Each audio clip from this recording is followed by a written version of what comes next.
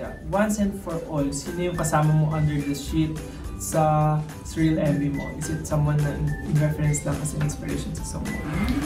Yung under the kumot po na someone is secret. Secret. And it remains to be a secret. Pero ano po, it's parang part lang nung nasa story sa imagination ko.